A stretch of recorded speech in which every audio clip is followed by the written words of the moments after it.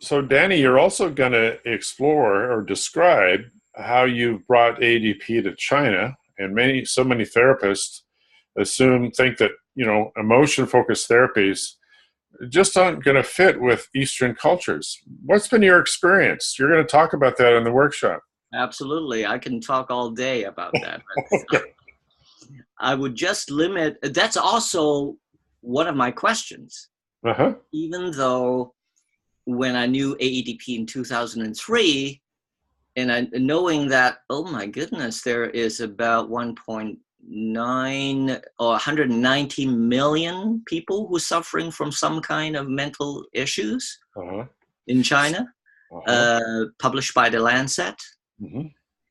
And 190 million, think about that. That's the 2.5 or more times of the total of the Canadian population. Yeah, exactly. And I thought to myself, okay, and then look at the number of therapists and psychiatrists they have is really staggering. Right. So few in comparison. Right.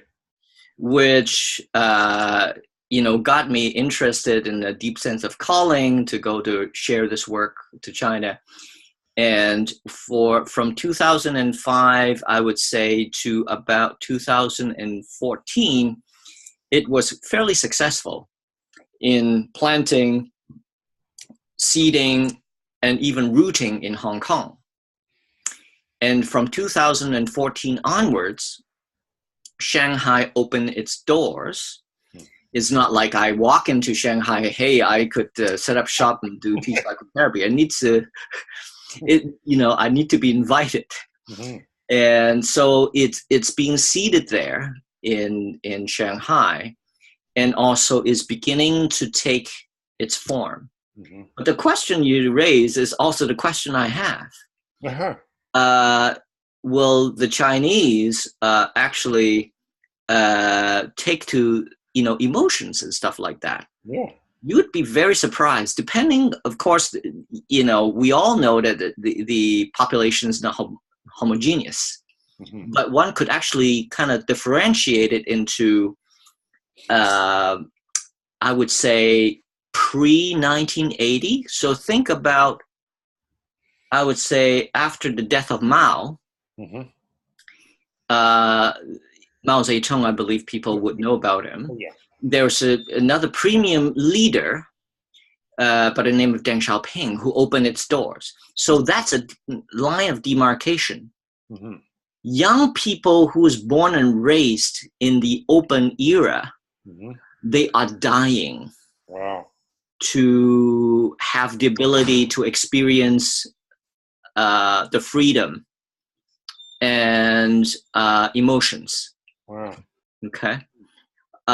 Whereas the pre-1981s, those are, born and raised during the Cultural Revolution. Mm-hmm. The elder generation may have more difficulty expressing emotions because they needed to hide their true self. Politically safe. So what makes this possible is the huge political shift that makes it safe to feel who you are. Correct. And then as part of the training, you'd be very surprised. In my training in Shanghai, not only are we training therapists, there are people who come here to train to be therapists. There are some people who come who wants to actually know about themselves. Of course. Wow. Huh. And they are very, very emotive. Huh. Which was a surprise to me. Oh, it surprised you as well. Absolutely. From all regions of China. We're talking about macho dudes.